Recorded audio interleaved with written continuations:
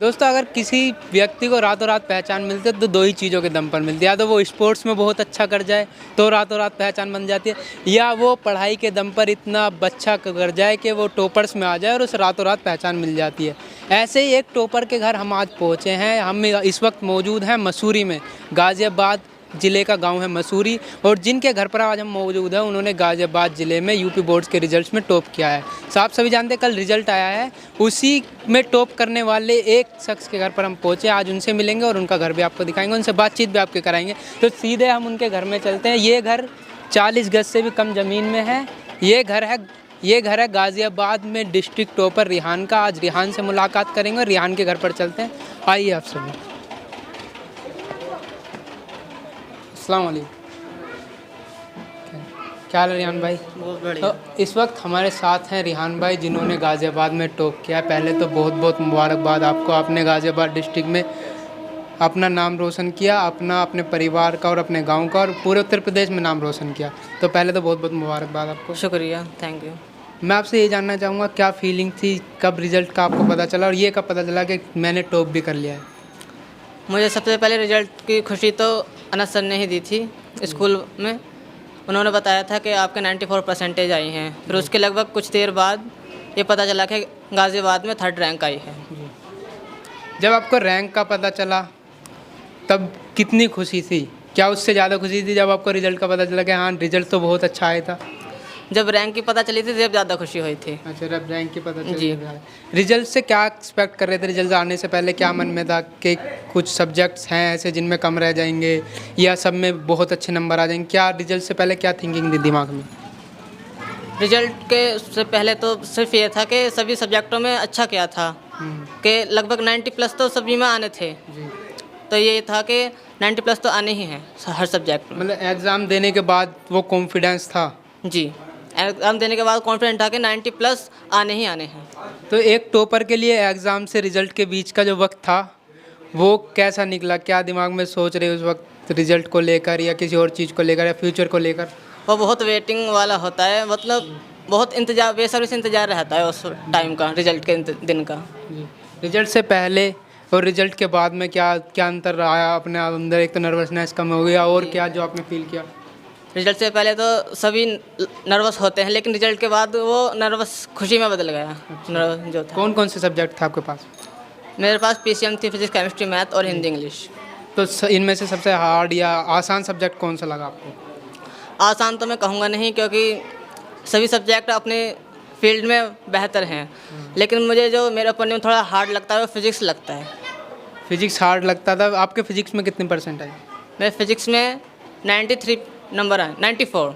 94% आए, तो आपने फिजिक्स पे भी फतेह ही पा ली जो आपको हार्ड लगता है। केमिस्ट्री से बहुत डराया जाता है, बहुत बच्चे डर जाते हैं कि केमिस्ट्री फॉर्मूले इतने बड़े बड़े, वो क्या क्या दिमाग में आता है। आपने उसे कैसे पार किया? केमिस्ट्री में ये था कि जो फिजिकल केमिस्ट्री होती है वो एनसीईआरटी के बेस क्वेश्चन बेस ज़्यादा आते हैं, एनसीईआरटी बेस्ड क्वेश्चन। तो पूरे एनसीईआरटी कवर की पहले तो, फिर उसकी जो ऑर्गेनिक में रिएक्शन होती हैं सभी नेमिंग रिएक्शन कवर की, इसलिए केमिस्ट्री में भी आसान रहा है इसे करना। अब आप एक टॉपर्स में शामिल हैं। टॉपर्स के पढ़ाई करने का क्या तरीका होता है वो थोड़ा हमें बताएंगे, हमारे दर्शकों को और हमें?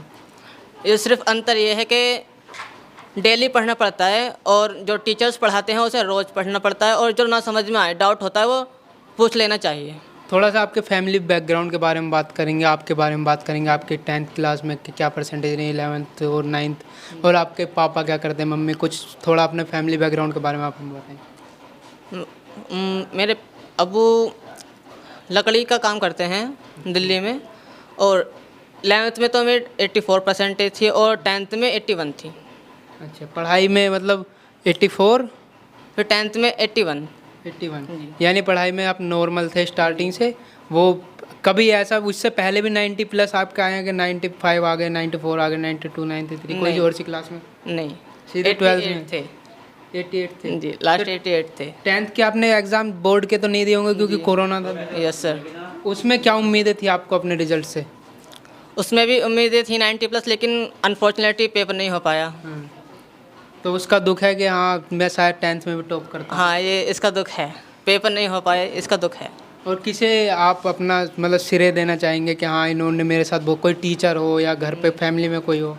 सभी टीचर्स को ये श्रेय जाता है और पेरेंट्स को।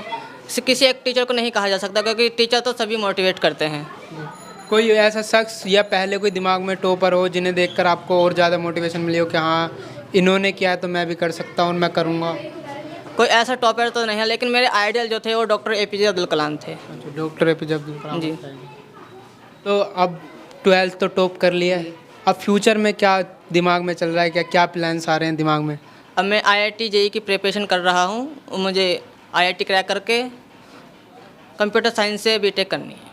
ये कब से आपके दिमाग में चल रहा है? 10th के एग्ज़ाम या अभी कुछ? ये 10th से ही चल रहा है। ये 10th से जी। चल रहा है। जैसे आजकल के बच्चों के लिए अट्रैक्शन बहुत है, लोग माँ बाप से नई नई डिमांड कर, बच्चे ना मतलब नई नई डिमांड करते हैं कि मुझे फ़ोन चाहिए, जब भी पढ़ाई होगी उसमें ऑनलाइन क्लासेस चलेंगी, या अलग कमरा चाहिए, या ये सामान चाहिए, ये बैग चाहिए। आपका छोटा सा घर है, आपने कैसे पढ़ाई को मेंटेन किया छोटे से घर में सबके होते हुए? देखो जी, कमरा जो मेरे पेरेंट्स होते थे वो मुझे, जब मैं पढ़ाई करता था वहाँ कोई शोर शराबा नहीं करते थे। वो मुझे अकेला छोड़ देते पढ़ने के लिए, ना कोई डिस्टर्ब करते थे। और सामान कुछ जैसे कुछ घर का सामान मंगाना होता था वो जब भी मंगाते थे जब मैं पढ़ाई कर लेता था। पढ़ाई के लिए किस जगह पर आपका ज़्यादा वक्त बीतता था पढ़ाई करते हुए? पढ़ाई के वक्त मेरा वक्त ज़्यादातर इस पर चारपाई पर बीतता था, कमरे में। अच्छा, अपने घर पर ही? और स्कूल में या ट्यूशन्स में? ट्यूशन आजकल बहुत ज़रूरी, बच्चे कहते हैं कि ट्यूशन ज़रूरी है, केमिस्ट्री का ट्यूशन होना चाहिए, फिजिक्स का, अलग अलग सब्जेक्ट के अलग अलग टीचर से ट्यूशन लगाते हैं। आपका ट्यूशन्स में कितनी रुचि रही, या आपको नहीं लगा कि ट्यूशन्स की ज़रूरत है?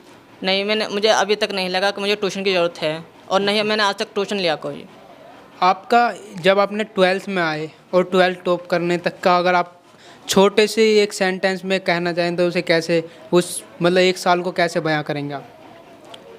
ये बहुत ही दिलचस्प रहा कि शुरू में ही मेरे अच्छे नंबर आए थे फर्स्ट सेमेस्टर उसमें, हाफ ईयरली में, और उसमें भी मंथली एग्ज़ाम में भी अच्छे नंबर आए थे। तो कॉन्फिडेंस सा आ गया था कि एनुअल एग्ज़ाम में भी अच्छे नंबर आएंगे। अच्छा, तो कॉन्फिडेंस आ गया था। तो आप अपने परिवार के बारे में कुछ बताना चाहें, कुछ जो आपको लगता हो कि हाँ बताना ज़रूरी है, मेरे परिवार ने इतनी मेहनत की मेरे लिए, आपको जो बच्चे हैं आप बोर्ड देंगे उनके लिए कि परिवार की, मतलब आप कुछ कहना चाहें? मेरे पेरेंट्सों ने कभी भी ऐसा नहीं कहा कि जैसे किसी भी सब्जेक्ट में कभी नंबर कम आ गए कि ये नंबर कम क्यों आए हैं। उन्होंने बल्कि यह कहा कि आगे और अच्छे नंबर आएंगे। उन्होंने मोटिवेट किया हमेशा। अच्छा, कभी भी निराश नहीं होने दिया। आगे जो बोर्ड एग्ज़ाम देंगे बच्चे उनके लिए अगर कोई आप मैसेज देना चाहें, जो अब भी बोर्ड एग्ज़ाम देंगे बच्चे, या उनके घर वालों के लिए? घर वालों के लिए ये मैसेज देना चाहता हूँ कि उन्हें बच्चों पर फोकस करना चाहिए कि बच्चे कहाँ जा रहा है। उसे अगर वो पढ़ता नहीं है तो उसे पढ़ने के लिए कहना चाहिए, और टीचर्स को जो कहते हैं, टीचर्स कहते हैं उसका टीचर को कहना मानना चाहिए, और जो टीचर्स का नोट्स होते हैं उन्हें डेली पढ़ना चाहिए। जो स्कूल में पढ़ाया जा रहा है वो रोज़ पढ़ना चाहिए। जैसे कि मैंने पहले भी जिक्र किया है, आज के टाइम में डिस्ट्रैक्शंस बहुत हैं, बहुत सारी चीज़ें देख के मन में आता है कि हाँ ये मेरे मन में है या ये मुझे चाहिए। ऐसी एक सबसे बड़ा डिस्ट्रैक्शन जो माना जा रहा है वो मोबाइल है। कुछ पेरेंट्स हैं जो बिल्कुल बच्चों को मोबाइल से अलग करते हैं, कुछ है कि दे देते हैं। आपका मोबाइल के साथ क्या रिश्ता रहा? मैं तो मोबाइल चलाता था, लेकिन एक लिमिट होती है। और मोबाइल ये नहीं कि मोबाइल कोई अनसोशल एलिमेंट है। मोबाइल भी बहुत काम का होता है, क्योंकि उसमें हम आज जब कोरोना चला था, लॉकडाउन लगा था, तो मोबाइल से ही बहुत बच्चों ने ऑनलाइन पढ़ाई भी की थी।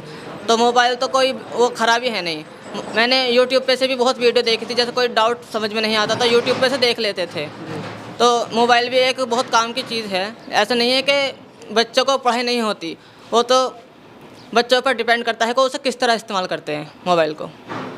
मनोरंजन के लिए सिर्फ मैं एक गेम खेल लेता था बस, और कुछ नहीं, और फिर पढ़ता था। गेम खेल लेता था मनोरंजन के लिए। आपका कोई ऐसे मार्गदर्शक हो जिन्होंने आपको बहुत मार्गदर्शन किया हो, आपको बहुत बातें बताई हो कि ऐसा करो कुछ? आनंद सर ने मुझे हमेशा से ही कहा कि तुम्हें ये टॉप करना है, 90+ लेकर आने हैं नंबर। हमेशा से ही ये कहा कि 90+ और ज़िले में रैंक भी लेकर आनी है। तो हमारे साथ अनस सर भी मौजूद है। सर पहले तो आपको बहुत बहुत मुबारक, आपके मार्गदर्शन पर चलकर एक बच्चे ने ज़िले में टॉप किया। क्या कहना चाहेंगे? मैं जो हूँ बहुत खुश हूँ, क्योंकि रेहान को मैं जब से देख रहा हूँ, जब से ये स्कूल में इसने एडमिशन लिया है, मैंने बहुत बच्चे देखे हैं। कहीं ना कहीं डिस्ट्रैक्शंस आता है, कहीं ना कहीं इधर उधर भटक जाते हैं। मैंने जब भी इसको कोई चीज़ बोली कि ये कर ले वो कर ले, नहीं सर मुझे पढ़ाई करनी है, तो मैंने इसको बोला ठीक है पढ़ाई पे फोकस कर। और इसने वो चीज़ प्रूव कर दी कि जो इससे बोला गया इसने करके दिखाया। इसने रैंक ला के दिखाई, और जो खुशी, जो प्राउड का मोमेंट आज मेरे लिए है, हमारे पूरे स्टाफ के लिए है, टीचर्स के लिए है, या पूरे एरिया मसूरी के लिए है, वो बहुत बड़ा है। एक हिस्ट्री क्रिएट हो गई है मसूरी में। आज तक किसी ने कोई रैंक नहीं लाया है कोई इस स्ट्रीम से, और यहाँ तक भी नहीं पहुँच पाया। बस एक वो पास हो जाते हैं और कोई रैंक नहीं लाते हैं, मगर इसने आज 3rd रैंक लाया है इस पूरे गाज़ियाबाद ज़िला में। बहुत बड़ी बात है और बहुत खुशी की बात है। तो मैं बहुत ज़्यादा खुश हूँ इस चीज़ के लिए, और एक तरीके से मेरी समझ लें आप छोटी सी ख्वाहिश है जो इसने पूरी कर दी, और मेरे लिए ये प्राउड मोमेंट है। जैसे ना हर बंदा चाहता है कि हमारी जो ये एक प्रथा है, एक टॉपर आ जाए तो अगला टॉपर भी आए, और हमने प्लान करा हुआ था इसके लिए, नहीं हर बच्चे के लिए प्लान करा था कि 90+ कोई बच्चा लाएगा तो हम उसको स्कॉलरशिप देंगे, और मोस्ट प्रॉब्ली वो स्कॉलरशिप अनाउंस भी होगी 1 तारीख, जो हमने 1 मई एक डेट रखी है जिसको हम इसको बुलाएंगे, वहाँ पे सम्मानित इसको करेंगे, क्योंकि हमारा एक नए पेरेंट्स आ रहे हैं, नए बच्चे आ रहे हैं, उनके सामने इसको हम सम्मान देंगे, और मोस्ट प्रॉब्ली एक अच्छी स्कॉलरशिप इसके लिए। और जहाँ तक हमसे होगा, इसकी जेई की ये तैयारी करना चाह रहा है, तो स्कूल जहाँ तक इसको सपोर्ट करना चाहेगा और करेगा, कि मैंने इसे हमेशा सपोर्ट करा है और स्कूल से आगे भी सपोर्ट करेगा जेई के लिए, क्योंकि हमारा मेन मकसद इसका ये है कि हमारे क्षेत्र से कोई जेई में जाए, जो इसका एक ड्रीम है कि मैं आईआईटी में जाऊँ और वहाँ पे जाके एक अच्छा इंजीनियर बन के निकलूँ। मैं बहुत खुश हूँ। मेरे बच्चे से जैसी उम्मीद थी ऐसी इसने करके दिखाया। मैं बहुत मेहनत करी, जैसे बहुत अच्छा करा। बहुत खुश हूँ मैं। तो ये थे रिहान, इन्होंने आपको बताया बहुत सारी बातें। मैं आपको बताऊं, जब बच्चे खुश हो रहे थे कि हाँ भाई कोरोना टाइम है, हमें एग्ज़ाम नहीं देने पड़ेंगे, हम बोर्ड के एग्ज़ाम से बच गए, ऐसे ही पास हो जाएंगे, तो उस टाइम ये दुख में थे कि हाँ मैंने बोर्ड एग्ज़ाम नहीं दिया और मैं टॉपर बनने से रह गया। लेकिन जो भी कसर है इन्होंने अपने 12th के एग्ज़ाम में निकाली और टॉपर बन के सभी के सामने आए। इस वक्त जहाँ हम यहाँ मौजूद हैं, यहाँ लोग और भी मिलने आए हैं आसपास के गाँवों से भी, रिहान से, तो उनसे जानने की कोशिश करेंगे उन्हें कितनी कुछ है। तो पहले तो सर आपका नाम जानना चाहूँगा। मेरा नाम मोहम्मद आरिफ है। कहाँ से आए आप रिहान को मिलने, और आपको कैसे पता चला कि आपके पास का या यहाँ कोई बच्चे ने टॉप किया? मैं नहलगांव से हूँ, पास के ही गाँव में हैं। और जब ये रिज़ल्ट आ रहा था तो 1:30 बजे का टाइम था, मैं भी 1 बजे से जुड़ा हुआ था, बच्चों के रिज़ल्ट देख रहा था। उसके बाद में 3 बजे के आसपास जो डॉक्टर साहब हैं, डॉक्टर मुजीबर रहमान मसूरी की, उनका मेरे पास, मैंने एक फ़ोटो लगाया था एक बच्चे का, तो रिहान का फ़ोटो मेरे पास उन्होंने भेजा था। उसके बाद मुझे पता लगा, मुझे बड़ी खुशी हुई, मैं तुरंत ही मिलने के लिए रिहान से यहाँ आ गया इनके घर, और मैं यहीं बैठा हूँ। ये रिहान का घर है, भी देख रहे हैं आप। तो बहुत दिनों के बाद मैं ऐसे देख रहा हूँ। मेरी ये दुआ भी थी कि हमारे समाज के कुछ बच्चे ऐसे आगे आ जाएं। तो पहली बार ऐसा हुआ है कि ये कुछ बच्चे ज़िला टॉपर में भी आए हैं। इनके अलावा और 2-3 बच्चों के नाम मुझे पता लग रहा है, उनसे भी मिलने के लिए इंशाल्लाह जल्दी जाएंगे। तो ये मसूरी का बच्चा है। मैं मसूरी वालों से कहना चाहता हूँ, राजनीति में ये लोग बढ़ चढ़ के हिस्सा लेते हैं, हर चीज़ में अक्सर मैं देख रहा हूँ। तो ऐसी चीज़ में भी ये हिस्सा लें। जो मसूरी के प्रधान हैं शहजाद प्रधान जी, और इसके अलावा बाकी डॉक्टर मुजीबर रहमान, ये लोग काफ़ी इस चीज़ में आगे बढ़ते हैं। अक्सर चीज़ों में देखता हूँ। तो इस बच्चे को कम से कम आकर के इसके घर में मुलाकात भी करें, और कम से कम हौसला अफजाई के लिए इतना तो करें, इसकी 1-2 साल की फ़ीस ही जमा करें लोग। कोई बात नहीं, खुशी में बच्चे को अच्छा सा लगेगा, और बाकी बच्चे भी इससे मोटिवेट होंगे, वो भी आगे बढ़ेंगे। हो सकता है अगली बार मसूरी से 4 बच्चे और टॉप कर दें, और क्या पता ज़िले में नंबर 1 कोई बच्चा आ जाए। तो ये मेरी दरख्वास्त है मसूरी वालों से खासकर। बहुत अच्छी बात कही आपने। और बाकी बाहर लोग हैं, उनसे भी जानने की कोशिश करेंगे कि उनके पड़ोस में कोई टॉप आया है। तो यहाँ पड़ोस में एक दुकान है, इनसे बात करते हैं। अस्सलाम वालेकुम, क्या नाम है आपका? सब ठीक है? हाँ बढ़िया सब। आपके पड़ोस में, आपके जहाँ बैठे हैं उसके सामने एक बच्चे ने गाज़ियाबाद ज़िले में टॉप किया, पता है आपको? हाँ जी पता है, बच्चा हमारा अपना ही है। अच्छा, क्या नाम है बच्चे का? बच्चे का जी नाम तो सलीम का लड़का है, बाकी नसी लड़के बच्चे का नाम है, मतलब कहने का इतना बेचारा बच्चा अपने पढ़ने में ध्यान रखता है, बाकी जो बैठ उठ में इतना नहीं रखता। बच्चे को देखा जाए ज़्यादा, मतलब खुशी हो रही है मोहल्ले के बच्चे? बहुत बड़ी खुशी है जी, कैसे खुशी नहीं, मोहल्ले का बच्चा है। क्या आपको ही पता है आपके मोहल्ले के एक बच्चे ने गाज़ियाबाद में टॉप किया है? जी हमें मालूम है अल्हम्दुलिल्लाह। इस बच्चे ने कल रिजल्ट आया था, हमें मालूम हुआ, तो 94%, और पूरे ज़िले गाज़ियाबाद के अंदर इस बच्चे ने 3 पोजीशन हासिल किया, यानी 3rd पोजीशन पर आया है। और इस बच्चे का नाम रिहान है, और इसके वालिद साहब का नाम सलीम है। आप कुछ बताना चाहेंगे पढ़ाई में कैसे थे? आप मोहल्ले में रहने वाले हैं, इनके आपने ऑब्जर्व किया है स्टार्टिंग से लेकर अब तक? जी ये बच्चा माशाल्लाह बहुत ही अच्छा है। हमने देखा है और जितने यहाँ पर स्टूडेंट हैं उन सब के मुकाबले में इस बच्चे को ना सबसे अच्छा पाया। ये इस वजह से कि और सब तो अपने यार दोस्तों में लगे रहते हैं, लेकिन इस बच्चे को हमने सदा अकेला पाया। ये टॉप करने के बाद की बात है, पहले भी आपके मन में ना ना ना ना ना, ये टॉप करने से पहले की बात है। हमारे साथ ये थोड़ी देर बैठता उठता है, तो इस वजह से हमने देखा है। रात तो हमें बहुत खुशी हुई जब हमने इसकी बातें सुनी, और इंशाल्लाह ये आगे भी इंशाल्लाह भी टॉप किया है, इंशाल्लाह टॉप करेगा इंशाल्लाह। आगे भी टॉप करेगा। आपको ही पता है बाबा कि बच्चे ने हाँ टॉप जी, पता, बढ़िया करा, बढ़िया करा? बढ़िया करा।